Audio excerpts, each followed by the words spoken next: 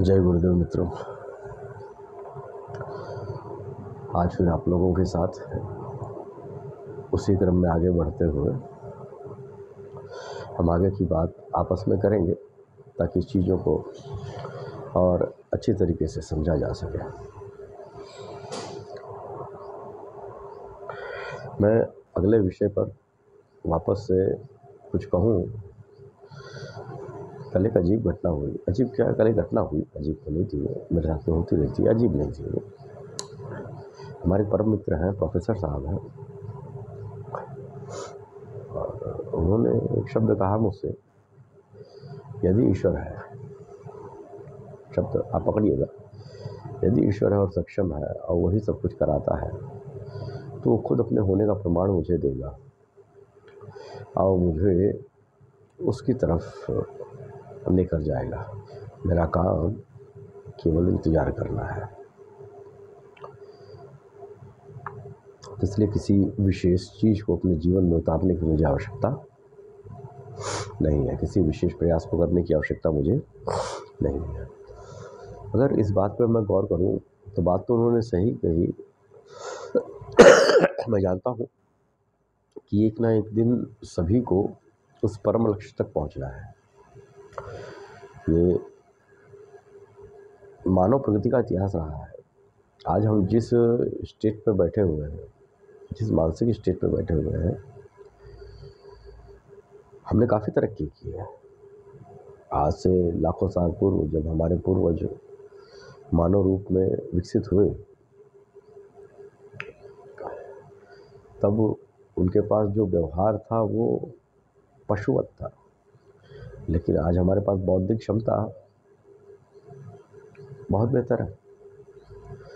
तो अंततः हमें उस अपनी आखिरी मंजिल तक पहुंचना है और हर किसी को इस पूर्णता की प्राप्ति करनी है, हर किसी को करनी है। कोई एक सिंगल व्यक्ति भी नहीं बचेगा। प्रकृति स्वयं इतनी सक्षम है कि वो आपको उस परम तत्व तक, उस लक्ष्य तक पहुंचा देगी, लेकिन अभी इसको होने में, स्वतः होने में करोड़ों साल लगेंगे। एक सूत्र है कि जो चीज़ जहाँ से आई है वो उसी में जाकर के विलीन होती है। सिंपल।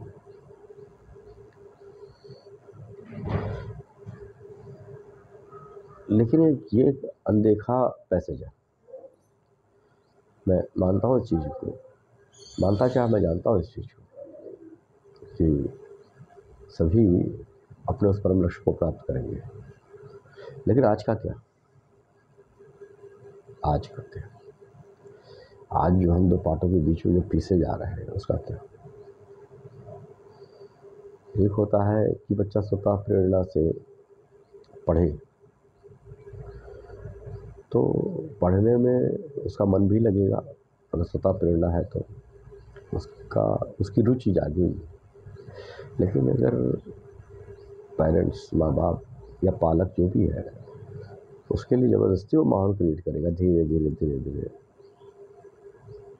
तो इस बीच में उसको काफ़ी ताड़ना से गुजरना पड़ेगा जब तक कि उसकी रुचि ना पैदा हो जाए। तो ये हमारा चुनाव है। और जब भी वो ईश्वर, जब भी वो परमात्मा हमें इस मुख्य आध्यात्मिक मार्ग पर लाना चाहेगा, तब ऐसी परिस्थितियाँ पैदा होंगी। बाह्य परिस्थितियाँ भी हो सकती, बाह्य परिस्थितियाँ पहले पैदा होंगी और उसके बाद आपका आंतरिक परिवर्तन होगा, और आना आपको इसी परिपाटी पर है। इसके अलावा और कोई रास्ता है ही नहीं वास्तव में। नहीं तो जो कई सारे धर्म हैं इस पृथ्वी पर, सबके पास एक अलग अलग रास्ता होता, लेकिन इस मूल तत्व के लिए जो साधनात्मक क्षेत्र है वो एक ही है। उसमें कोई बदलाव नहीं है, उसमें कोई बदलाव नहीं है।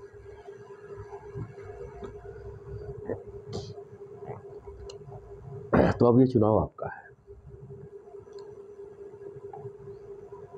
ये चुनाव आपका है कि आज आप, हाँ एक चीज़ और है ना, एक अनपढ़ आदमी को, एक मूर्ख आदमी को फिर भी कुछ शब्दों में तो बताया जा सकता है। लेकिन एक जो ज्ञानी व्यक्ति है, जिसके पास अबंडेंट ऑफ ज्ञान उसकी स्मृति में भरा पड़ा है, उसको समझाना मुश्किल है, क्योंकि वो चीज़ों को अपने तर्क से समझना चाहेगा। और जबकि ये ज्ञान बहुत ही सहज है, जब तक सहजता अंदर नहीं उत्पन्न होगी, ये मार्ग समझ में नहीं आएगा। हमने अपनी बुद्धि से चीज़ों को इतना उलझा दिया है कि हम स्वयं ही बड़ी ही कठिन चीज़ों में ही विश्वास करते हैं। अरे ऐसा कैसे संभव, इतना सरल कैसे हो सकता है, ये हमारे प्रश्न, इतना सरल कैसे हो सकता है, इतना सहज कैसे हो सकता है।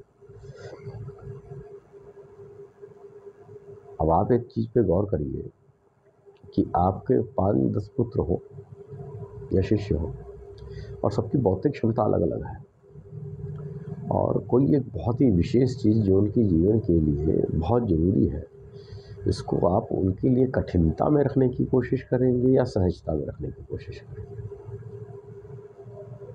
अगर आप एक अच्छे पालक हैं, तो आपके लिए आपके 5-10 बच्चे एक समान हैं। आप कुछ ऐसी विधि पकड़ेंगे, एक ऐसा मार्ग पकड़ेंगे जिससे उच्चतम स्तर वाले को तो फ़ायदा हो, साथ ही साथ जो न्यूनतम स्तर पर है उसको भी उतना ही फ़ायदा हो। ये है सहजता। इसीलिए जो मूल ज्ञान है वो बड़ा ही सरल और सहज है, उसके लिए कुछ करने की ज़रूरत नहीं है। उसके लिए बस आपके संकल्प की ज़रूरत है कि हाँ, ये चीज़ है और मुझे इसी पर ही अग्रसर होना है। अब ये चीज़ व्यक्ति के समझ में किस ढंग से आ जाए, किस गुरु के माध्यम से आ जाए, किस लेख के माध्यम से आ जाए, बस इतना। जिसकी समझ में आ गया वो पास, जिसकी समझ में आ गया वो पास, जिसकी समझ में नहीं आया अभी यहीं पर है। अभी उसके लिए ज़रूरी है कि वो इसमें लगा रहे, तब तक लगा रहे जब तक वो स्वयं न उठा के फेंक दिया जाए उस पथ पर। उस पूर्णता की तरफ तो जाना सबको है, आज नहीं कल। अब बात करें जहाँ से हमने पिछले अपने मूल को छोड़ा था, प्यास। तो वास्तव में हमको समझना है ये प्यास है क्या। ये जो आनंद की प्यास हमारे हृदय में लगी है,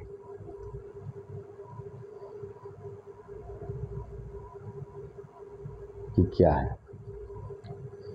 अब जब जो चीज़ मैं बोलने जा रहा हूँ, जो चीज़ मैं बताने जा रहा हूँ, ये मेरे गुरु से मुझे प्राप्त हुई, हालांकि इसका साधनात्मक पहलू में कोई औचित्य नहीं है। आप इस चीज़ के लिए स्वतः प्रमाणित हो सकते हो कि हाँ, हमें प्यास लगी है। अगर प्यास ना लगी होती तो जो हमारी इच्छाएं बार बार किसी सुख की प्राप्ति के लिए भागती हैं, हमें प्रेरित करती हैं, ये घटनाक्रम हमारे जीवन में ना हो रहा होता। और आप सब इसके स्वतः गवाह हैं,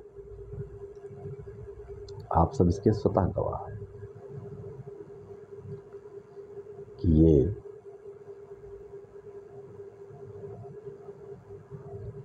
आपको प्रेरित करती है दुनियादारी के लिए। प्रथम स्तर पर जो हम भागते हैं दुनिया में, 2 कारण है।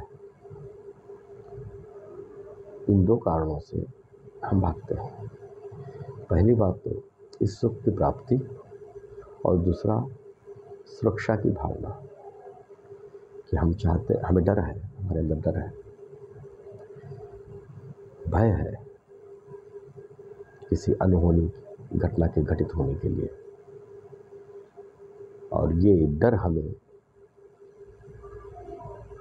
फोर्स करता है कि हम किसी कार्य विशेष को करें, और ये दोनों चीज़ तब न्यूट्रल हो जाएंगी, तब शून्य अवस्था में पहुंच जाएंगी, जब हम स्वयं की स्थिति को जान लेंगे।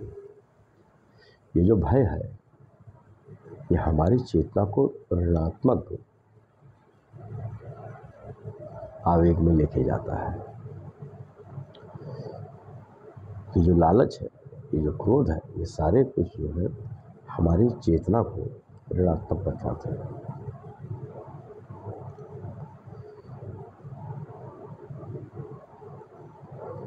तो इससे ओवरकम कब हुआ जा सकता है, इससे बाहर ही तब निकला जा सकता है जहाँ हम अपनी वास्तविक स्थिति को जान लें। अगर आप जान जाओ कि आप वास्तव में क्या हो, तो इन सब चीज़ों का आप पर कोई असर नहीं होगा।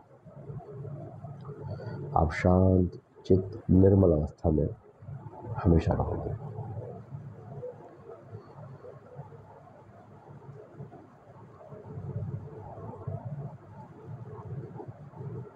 ईश्वर ने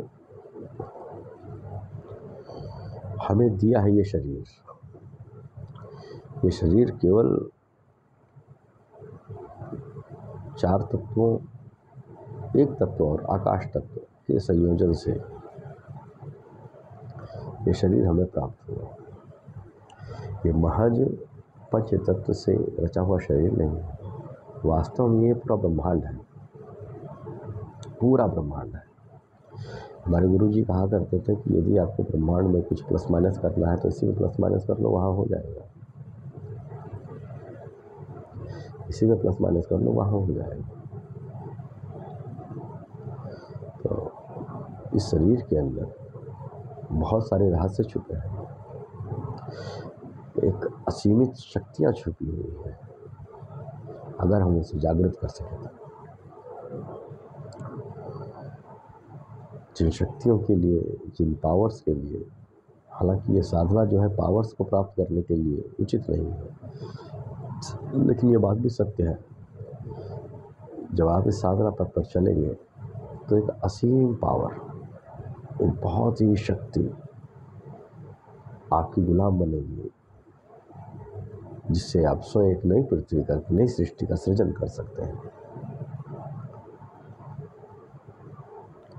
ये संभावना, ये क्षमता, ये जो जीवन आपको मिला है, इसमें निहित है। फर्क इतना है, हमने अभी इसको जाना नहीं। फिर वही बात कि हमारे कमरे में बहुत सारे धन पड़े हुए हैं, लेकिन कमरे में चूंकि अंधेरा है, हमें वो दिख नहीं रहा है।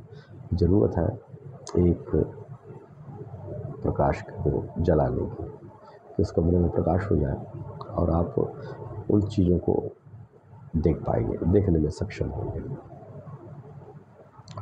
अब आते हैं पुनः उसी बात पर जो हमारे गुरु जी ने हमको बताई थी, जिसके बारे में मैंने कहा इसका साधनात्मक पहलू से कोई लेना देना नहीं है। इतना जान लेना ही काफ़ी है कि हमें प्यास लगी है, जिसकी वजह से हम भटक रहे हैं, और उसी प्यास की पूर्ति में हमारे हाथों से ऐसा कोई कर्म होता है कि हम एक अनसर्टेनिटी वाली पोजीशन में पहुंच जाते हैं और हमें भय उत्पन्न होता है, जिसकी वजह से हम और भी भौतिक कर्मों को करने के लिए प्रेरित होते हैं। तो मूल चीज़ आकर के उसी प्यास पर अटकती है। ये प्यास, ये आनंद की प्यास क्या है, जो हमें बहुत इस सृष्टि के निर्माण से लगी हुई है। मेरे गुरु जी ने एक बार यूँ ही बैठे हुए थे और अपनी मस्ती के मूड में थे, मस्त थे, अपनी मौज में थे। तो उनके शब्दशः वाक्यों को तो मैं नहीं दोहरा सकता, वो शब्द मेरी पकड़ में शायद ना हो, लेकिन वो समझ, वो मैं आपके सामने प्रस्तुत कर सकता हूँ कि एक समय ऐसा था कि वह परमात्मा, वह चेतन सत्ता, वो स्वयं आनंद स्वरूप एकांत अवस्था में स्वयं स्थित रहा।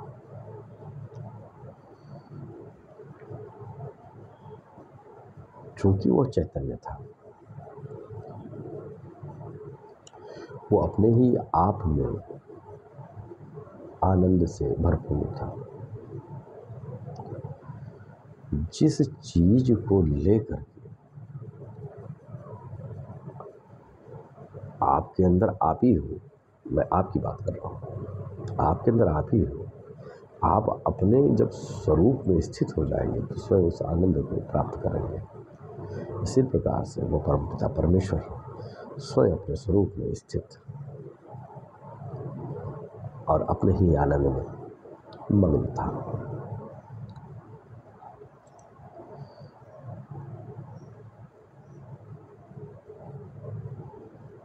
उस वक्त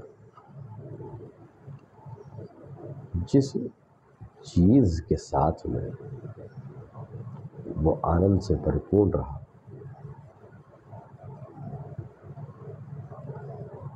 उसने उसे हुक्म दिया, ऑर्डर किया, बाहर आ जा या हो जा।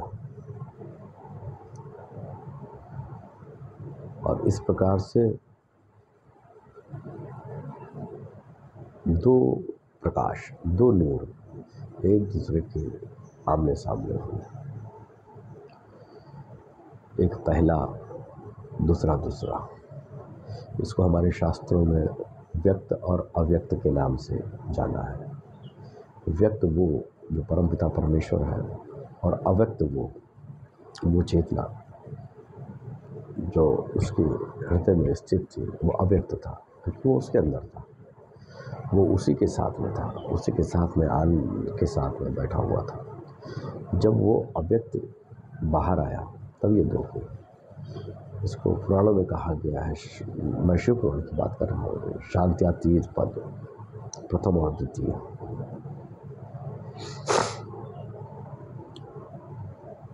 सिखों ने इसे नूर कहा, एक नूर दूसरा नूर। सूफियों में भी इसे नूर कहा गया।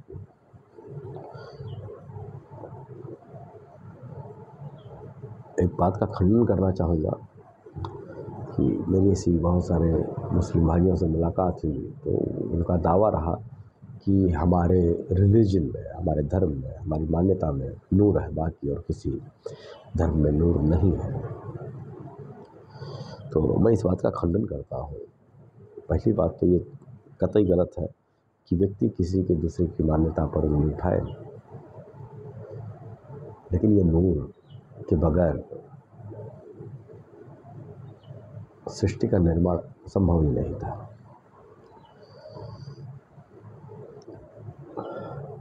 क्योंकि यहाँ पर मेरा उद्देश्य डिबेट करना नहीं है, इसलिए मैं इस संदर्भ में और ना बोल करके अपनी बात को यहीं पर ख़त्म करूँगा कि नूर तो, बगैर नूर के तो इस सृष्टि का निर्माण ही संभव नहीं था।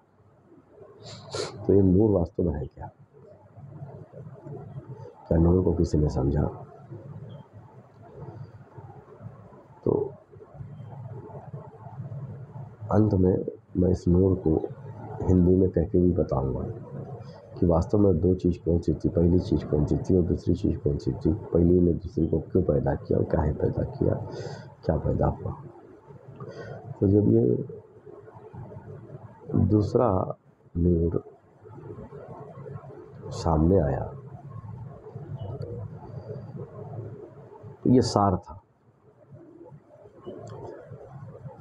इसको देख करके प्रथम नूर ने कहा कि अब मैं तेरी बड़ाई को, तेरी महत्ता को बहुत ऊंचा करूँगा, बहुत ऊंचा करूँगा, इतना ऊंचा कि तेरी वाहवाही होनी चाहिए। अब इसको बहुत सारे मेरे मित्र थे, जब मैंने इस मुद्दे पे और भी कई बार बोला तो उन्होंने कहा कि अगर इस परमपिता परमेश्वर में भी इच्छा जगी तो वो भी इच्छाओं का गुलाम। जब इच्छा से प्रेरित होकर के उसने कोई कार्य को किया तो वही तो इच्छा हो गई। नहीं, ऐसा नहीं है, इच्छा नहीं है इसमें। यहीं से प्रेम का जन्म होता है और प्रेम में व्यक्ति के पास इच्छा नहीं होती, वो अपने माशूक की मोहब्बत में इतना डूबा होता है कि उसके लिए बस एक ही चीज़ होता है उसका महबूब। भक्त और भगवान की परिपाटी भी यहीं से पैदा हुई है, इसी पहले घटनाक्रम से। ये पूरी सृष्टि जो है ये प्रेम का प्रतिफल है। यही वजह है कि प्रेम ही जगत का सार है। प्रेम ही 2.5 अक्षर प्रेम का पढ़े से पंडित हो गए, तो ये जगत का सार है। ये उसी दिन शुरू हुई। तो जब उस परमपिता परमेश्वर ने अपने दूसरे नूर को देख करके अपनी मौज में आकर इस बात का निर्णय लिया, अभी तक वो दूसरा नूर जिस तरीके से वो प्रथम तत्व परमात्मा अपने आप में स्व में स्थित था, उसी तरीके से ये जो दूसरा प्रकाश है, दूसरा जो नूर है। अब प्रकाश का मतलब ये ना समझिएगा प्रकाश लाइट जल रही है, सूरज की लाइट है, नहीं। ये बोध है, वो अपने स्व में स्थित है, अपने स्व में स्थित है और वो अपने स्व में आनंदित है, क्योंकि वो इस वक्त तुरीय अवस्था में है, अवेयरनेस की अवस्था में है, स्वयं अपने आप में पूर्ण है। जिस तरीके से ईश्वर था, सेम वही फैक्टर। अब उस परमात्मा ने कहा कि ये बोलेगा कब, जब मुझे अपने सिवा किसी और को महसूस कर पाएगा, अपने सिवा किसी और को उपस्थित मान पाएगा, तभी ये द्वैत में आकर के मुझे समझ पाएगा। नहीं तो अब तक तो वो द्वितीय नूर तो स्व में स्थित है, वो संपूर्ण है। तब अपनी मौज से 4 तन्मात्राओं का उदय होता है, और यही तन्मात्राएं आज भी हमें द्वैत का बोध कराती हैं। दूसरा कोई है, इसका एहसास हमें आज भी इस रस, रूप, गंध, स्पर्श आदि 5 तन्मात्राएं हैं, इन 5 तन्मात्राओं से होता है। और ये 5 तन्मात्राएं जड़ नहीं है, ये भी चैतन्य है, इनका माध्यम जड़ है।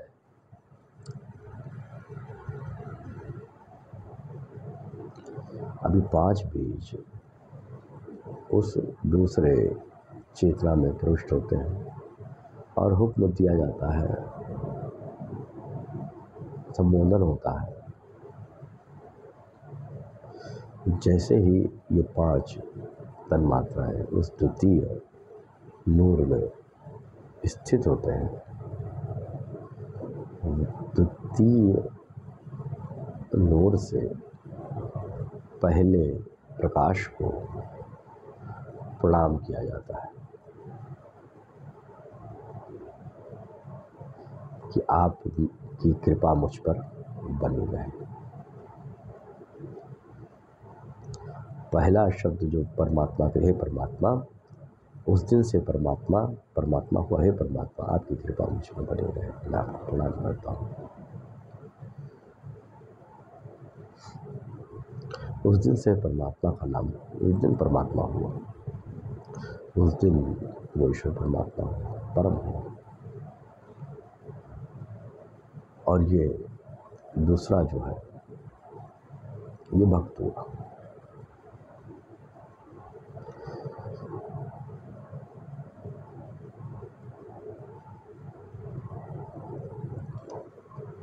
अब जब बंदगी की भावना, भक्ति की भावना उस द्वितीय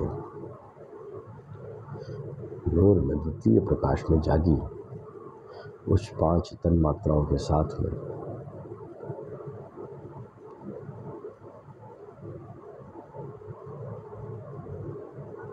उस द्वितीय चेतना के साथ में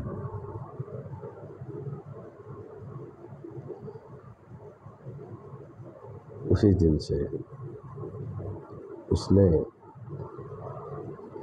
अपने ईश्वर के प्रति, अपने परमात्मा के प्रति सुमिरन को शुरू किया। वही सुमिरन आज भी हमारे उत्थान के लिए जिम्मेदार है, वही सुमिरन है। और ये घटनाक्रम कईयों साल चला होगा।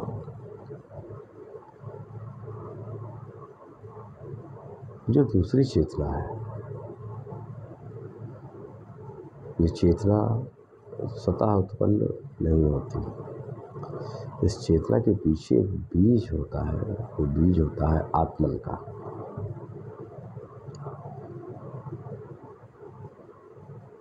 ये आत्मन ही इस पूरे सृष्टि का बीज बना। और ये चेतना, उस आत्मन की चेतना ही वो प्लेटफॉर्म बनी, वो कागज बनी,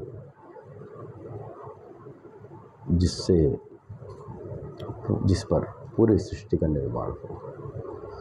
जहाँ तक ये ब्रह्मांड है, जहाँ तक उस परमात्मा की हुकूमत है, उसका राज्य है, वहाँ तक ये चेतना है। हर एक चीज़ में चेतना है। हालांकि इसके स्तर बन गए, क्योंकि इस परम चेतना को यूँ ही नहीं थामा जा सकता था। अब इस चेतना के आधार पर, इसी पर जैसे चित्र बनाना हो तो हमें कागज़ की ज़रूरत पड़ती है। उसी कागज़ पे ही इस चित्र को उकेरा जा सकता है। तब उस चेतना पर ही, उसी चेतना के आधार पर ही इस पूरी सृष्टि का, पूरे ब्रह्मांड का निर्माण संकल्प के साथ किया गया। और वो जो संकल्प उस वक्त उस परमपिता परमेश्वर द्वारा मौज में लिया गया था, वो एक ऑर्डर आज भी प्रतिफलित हो रहा है और इस ब्रह्मांड का विस्तार हो ही रहा है। और चेतना के साथ, उसी चेतना के प्लेटफॉर्म पर। तो जो चेतना है, यही पहला प्रकाश है और यही दूसरा प्रकाश है। इसका जो मूल है चेतना का, जागृति है, अवेयरनेस है। वो ईश्वर अपने आप में सक्षम है हर एक चीज़ को करने के लिए। और जो दूसरी चेतना है, इस चेतना के आधार पर पूरे विश्व का निर्माण हुआ। और ये चैतन्यता सब में उपस्थित है, क्योंकि इसके बगैर किसी भी सृष्टि का निर्माण होना संभव ही नहीं है। और ये चेतना वास्तव में उसी प्रथम परम चैतन्य की ही चेतना है। और यही वो रस्सी है जिसको पकड़कर हम आगे तक जा सकते हैं, हम अपने मूल बिंदु तक जा सकते हैं और उस आनंद को प्राप्त कर सकते हैं जिस आनंद में प्रथम चेतना व्यस्त रहा और जिस आनंद में द्वितीय चेतना अपने द्वैत स्वरूप में आने के बाद लाखों साल तक व्यस्त रहा। ये प्यास उसी समय की है, ये जो प्यास है ये उसी समय की है। ये प्रेम जो है उसी समय का है। ये भक्ति जो बीज है ये उसी समय की है। इसमें नया कुछ नहीं है। और ये चेतना जो है, जिसको हम नूर कहते हैं, इस चेतना का विस्तार ही इस सृष्टि के मूल कारण में है। तो जहाँ तक ईश्वर का राज्य, वहाँ तक उस द्वितीय चेतना का चैतन्य, उसी के आधार पर हम सब, उस द्वितीय चेतना के चैतन्य के आधार पर आज हम सब सक्षम है उस आनंद को पुनः प्राप्त करने के लिए, पुनः प्राप्त करने के लिए। तो ये जो प्यास है आनंद की, ये आज की नहीं है। बस वो ईश्वर अलग अलग माध्यमों से, अलग अलग स्तर पर उसी आनंद को पुनः प्राप्त करना चाहता है। आप माध्यम हो, यही आपका वाद्य है, यही आपकी पूर्णता है। जिस वक्त आप इस वादे पर आ गए, आप इस मंजिल को पा लिया, तब कोई द्वैत नहीं रह जाएगा। बस एक, दूसरा कोई नहीं, सिर्फ वो। आज के लिए बस इतना ही। इस चेतना के भाग को हम अपने भाग में फिर से बढ़ाएंगे आगे। तब तक के लिए आप सब लोगों को जय गुरुदेव।